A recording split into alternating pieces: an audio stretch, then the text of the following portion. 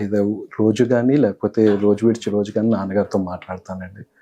నాన్నగారితో మాట్లాడినప్పుడు ముఖ్యంగా ఆయన హెల్త్ విషయంకొచ్చేసరికి ఆయనకి ఆపరేషన్ అయిన తర్వాత నా ముఖ్యమైన ఇదేంటి అంటే జాబ్ ఏంటి అంటే ఆయన తిన్నారా? ఆయన ఆరోగ్యం ఎలా చూసుకుంటున్నారు? ఆయన మెడిసిన్స్ ఏసుకున్నారా?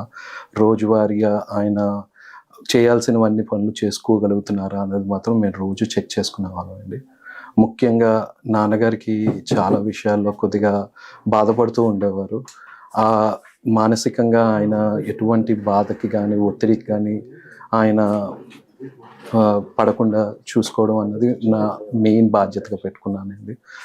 ఆ విషయంలోనే ఒక 1 అంటే 1 డే ఆయన చనిపోయిన ముందు కూడా నేను మాట్లాడడం జరిగిందండి. జరిగినప్పుడు ఆయన జాన్ 1 నాడు చాలామందొచ్చారు. చాలా మందితో మాట్లాడానురా, మనసుకి మాట్లాడుకున్నాను. నా పాత స్నేహితులు, నా పాత ఆహ్, ఆత్మీయులందరూ కూడా వచ్చారు. వాళ్ళందరితో నేను మనసు విప్పి మాట్లాడుకున్నానని చాలా ఆనందపడ్డారండి. ఇలా అవుతుందని మాత్రం మేము ఏ రోజు అనుకోలేదండి. ఇంకా ఉంటారు నాన్నగారు. మేమెలా జీవించాలి, మమ్మల్ని ఇంకా గైడ్ చేస్తారనుకున్నాం.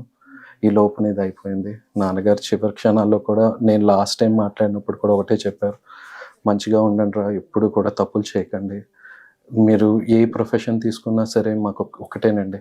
నిజాయితీగా ఉండండి, కష్టపడండి. ఎప్పుడు షార్ట్ కట్స్ అన్నవి వద్దు. మంచిగా మీరు మీరు ఒక సిద్ధాంతం అనుకున్న తర్వాత ఆ సిద్ధాంతానికి ఎంత కష్టమైనా సరే మీరు కాంప్రమైజ్ అవ్వకుండా కలిసుండి అందరితో పని చేసుకుంటూ నడుచుకొని వెళ్ళండి అని చెప్పారండి. యెస్.